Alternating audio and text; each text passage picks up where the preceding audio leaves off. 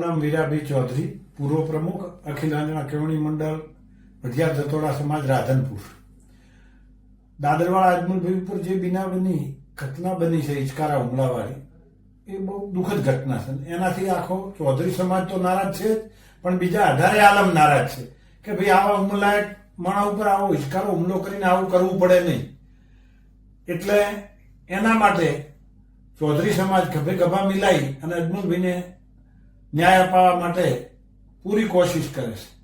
પરંતુ સમાજમાં થોડુંક વાતાવરણ એવું લાગ્યું એટલે મારે આ ઘટનાનું વર્ણન કરવું જરૂરી લાગ્યું. એટલે આ વિડીયોના માધ્યમથી આપ સમાજ બંધુઓને આ ઘટનાનું વર્ણન એવું છે કે આ બનાવ બન્યો તેથી તારીખ 11 હતી અને બપોરના 12 વાગેલા હતા. અજમલભાઈ થરાદ ગયેલા હતા અને ત્યાં એમના પોતાની બાજરીને એવું લેતા હતા. એ ટાઈમે કોકે જાસૂસી કરી અને એમના ઉપર આ કૃત્ય કર્યું. તારે એમના દીકરા વિનોદનો ફોન આવેલો મારા ઉપર કે કાકા મારા પપ્પાને આવું થયું છે અને ત્યાં દેવ દરબાર જાગીર મઠ લઈ ગયા. તો મેં સમી પોલીસ સ્ટેશનને પીએસઆઈને જાણ કરી. તો પીએસઆઈએ મને એવું કીધું કે આપણામાં ગુનો બને તો નથી, એટલે હું તરત જ થરા પોલીસ સ્ટેશનને જાણ કરું છું.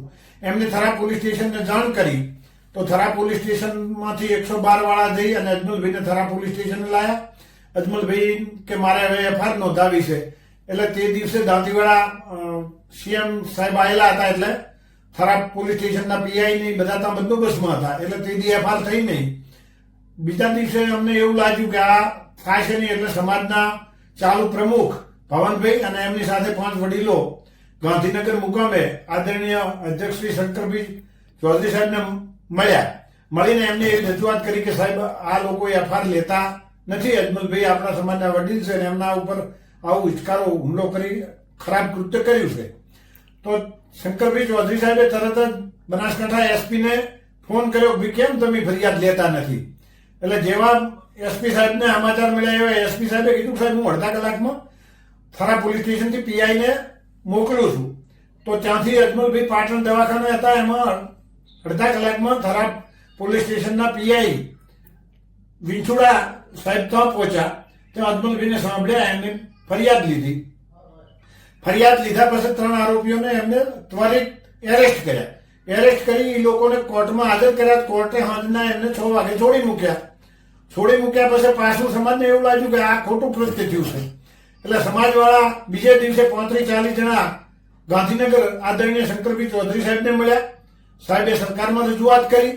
પોતે અમારી રજૂઆત ધ્યાનથી સાંભળી, આખી વાતથી વાકેફ થયા અને પોતે ગુજરાત રાજ્યના પોલીસ વડાને પણ જાણ કરી અને અમને એવું કીધું કે તમે ગુજરાત રાજ્યના પોલીસ વડાને મળી લો.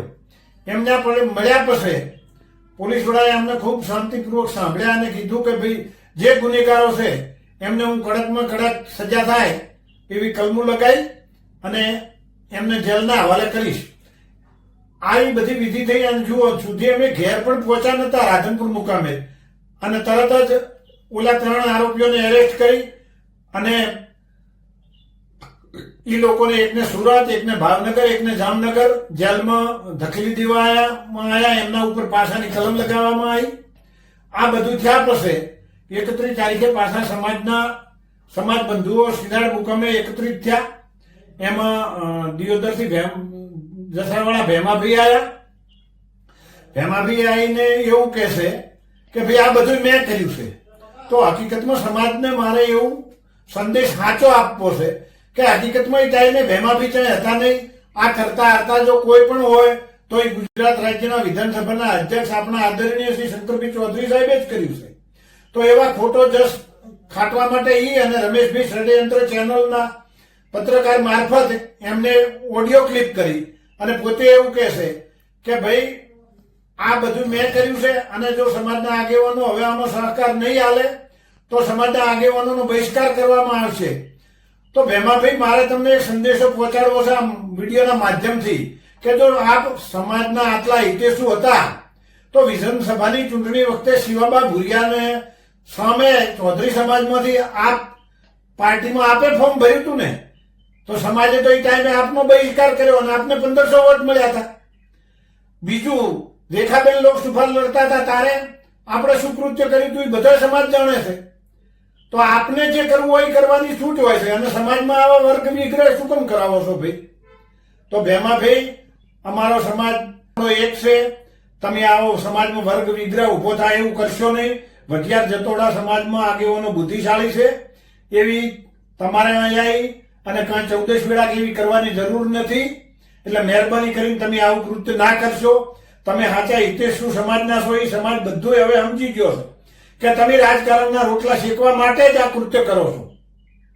તમારે રાજકારણમાં ટકી રહેવું હોય એટલે આ બધું કરવું પડે. આપ પાર્ટીમાંથી છૂટીને હવે કોંગ્રેસમાં જોડાઈ ગયા. શું કેમ ભાઈ? આપણે રાજકારણ કરવું છે. એટલે ભવિષ્યમાં આવું ના કરશો. સમાજને એક રહેવા દો.